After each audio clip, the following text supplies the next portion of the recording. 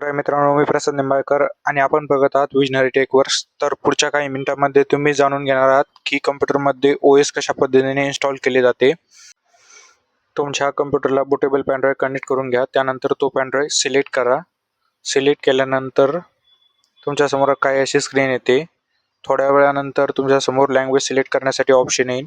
तर येथे व्यवस्थित लँग्वेज सिलेक्ट करून घ्या. मी येथे इंग्लिश इंडियन सिलेक्ट करून घेतो. त्यानंतर नेक्स्ट म्हणतो. नेक्स्ट म्हटल्यानंतर थोडा वेळ हे लोड घेईल. आता माझ्याकडे लायसन की नसल्यामुळे मी आय डोंट हॅव लायसन की यावरती क्लिक करतो. जो पेनड्राईव्ह असतो त्यामध्ये जी OS असते ती तुमच्या समोर येईल.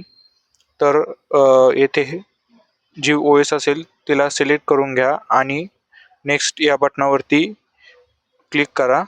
त्यानंतर इथे आय ॲक्सेप्ट आणि कस्टम OS इन्स्टॉलेशन यावरती क्लिक करून सर्व डिस्क मी डिलीट करून घेतल्या, फॉर्मॅट करून घेतल्या. त्यानंतर जी सर्वात प्रथम डिस्क क्रिएट झाली होती त्यावरती क्लिक करून नेक्स्ट म्हणलो. नेक्स्ट म्हटल्यानंतर येथे हे इन्स्टॉलेशनसाठी वेळ घेतं.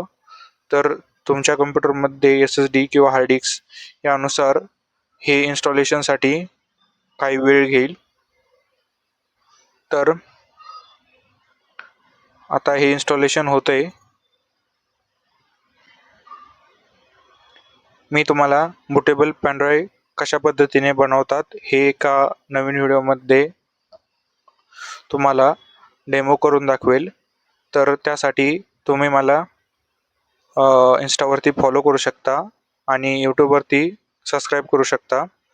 तर अशा पद्धतीने आपले विंडोज इन्स्टॉलेशन हे कंप्लीट झाले आहे. तर इन्स्टॉलेशन कंप्लीट झाल्यानंतर काही बेसिक आपल्याला सेटिंग करणे गरजेचे असते. तर आता मी तुम्हाला सांगतो या सेटिंग कशा पद्धतीने करायच्या असतात. तर सर्वात प्रथम येथे तुम्हाला कंट्री निवडण्यासाठी ऑप्शन येईल. त्यानंतर कीबोर्ड लेआउट आणि बाकीचे इंटरनेट वगैरे सध्याला माझ्याकडे नसल्यामुळे मी आय डोंट हॅव इंटरनेटवरती क्लिक करून हे पुढे जातो. येथे युजरचं नेम टाकतो. एक डिफॉल्ट युजर क्रिएट करावा लागतो आणि त्या युजरच्या फाईल वगैरे सर्व परमिशन देऊन मी हे क्रिएट करून घेतलंय. तर आता हे मला सांगते की तुम्हाला थोडा वेळ लागू शकतो. तर आपण बघूया. यानंतर आपल्यासमोर आपले नवीन विंडोज इन्स्टॉलेशन झाल्यानंतर कशा पद्धतीने दिसते. तर हे झाले आहे आणि हे एकदम व्यवस्थित